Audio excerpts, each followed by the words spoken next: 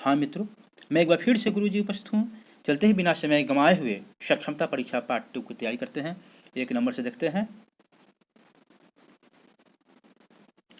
वह गंदगी से घृणा करता है से कौन सा कारक है? ए संप्रदान कारक, बी अपादान कारक, सी अधिकरण कारक, डी कर्म कारक। इसका आंसर बी है अपादान कारक। आगे, आटे दाल का भाव मालूम होना का अर्थ है ए होश ठिकाने आना, बी व्यापार करना सीख जाना, सी शादी कर लेना, डी किसी का रहस्य जान लेना।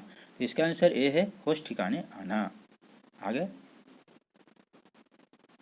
वधू जोड़ उत्सव शब्द का संधि क्या होगा? ए वधु उत्सव, बी वधु उत्सव, सी वधु उत्सव या डी वध्योत्सव। इसका आंसर सी है वधु उत्सव। आगे, पुरोहित इस शब्द में संधि है ए दीर्घ संधि, बी विसर्ग संधि, सी व्यंजन संधि या डी गुण स्वर संधि। इसका आंसर बी है विसर्ग संधि है ये। आगे, महेंद्र इस पद में संधि है ए दीर्घ संधि, बी गुण संधि, सी वृद्धि संधि, डी विसर्ग संधि। इसका आंसर बी है गुण संधि। आगे,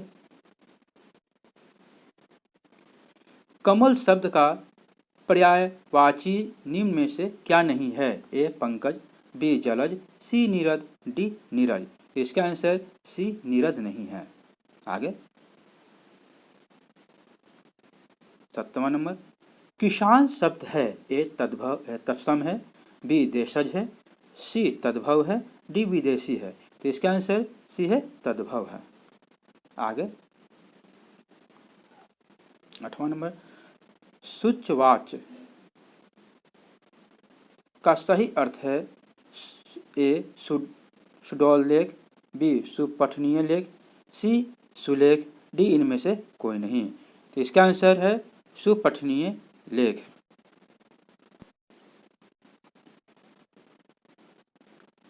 आगे, यह चिन्ह किस विराम चिन्ह को प्रकट करता है? ए अल्प विराम, बी उद्धरण, सी अर्धविराम, डी पूर्ण विराम। तो इसका आंसर है सी अर्धविराम। आगे, शब्द भंडार में वृद्धि करने की प्रमुख विधि है ए एकालाप, बी विलाप, सी संलाप या डी वार्तालाप। तो इसका आंसर डी है वार्तालाप। आगे, निम्न में से सही शब्द चुनकर लिखिए। ए हंस, बी हंस, सी हस या बी हंस। तो इसका आंसर डी है हंस। आगे, सस्वर वाचन का अमृत है ए कवियों का लयपूर्ण गायन, बी लिखित भाषा का ध्वनात्मक पाठन, सी कहे हुए अंश का अनुकथन या डी ध्वनि नियम के अनुसार वर्णों का उच्चारण। तो इसका आंसर डी है। आगे,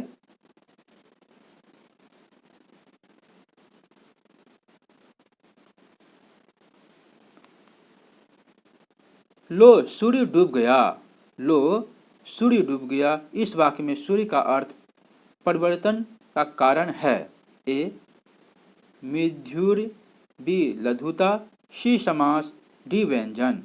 तो इसका आंसर है, एक बार फिर से देख लें, लो सूर्य डूब गया इस वाक्य में सूर्य का अर्थ परिवर्तन का कारण है ए मिथुर्य, बी लघुता, सी समास, डी व्यंजना। जी हाँ, बताइए। इसका आंसर डी है व्यंजना। आगे, निम्नलिखित में से कौन सा काल का पर्यायवाची नहीं है? निम्नलिखित में से कौन सा काल का पर्यायवाची नहीं है? ए मृत्यु, बी समय, सी गति, डी अवसर। इसका आंसर सी है गति। आगे, निम्नलिखित शब्दों में कौन सा शब्द वर्तनीय रूप शुद्ध है? ए सुसंस्क्रम, बी सुसंस्कृत, सी संस्कृत या डी सुसंस्कृत। तो इसका आंसर बी है सुसंस्कृत। आगे, अविवेकीकरण का अर्थ है ए अज्ञान, बी ज्ञान, सी विवेक, डी संस्कृति। तो इसका आंसर ए है अज्ञान। आगे, परावलंबन, परावलंबन, यहाँ परावलंबन शब्द का विलोम क्या होगा? ए परजीवी, सी परोपकार, डी स्वावलंबन, बी कृतघ्न। जी बताइए, इसका आंसर सी है स्वावलंबन। आगे,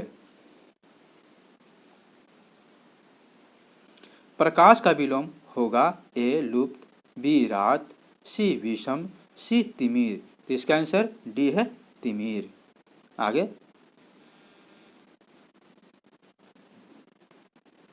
पर्वत शब्द का कौन सा पर्यायवाची नहीं है? ए पहाड़, बी नग, सी अम्बुधि, डी भूधर। तो इसका आंसर सी है अम्बुधि। आगे,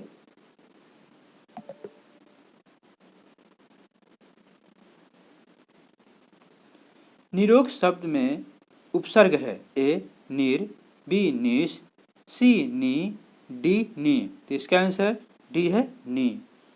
यहाँ तक बनने के लिए थैंक यू, शुक्रिया, बहुत बहुत धन्यवाद।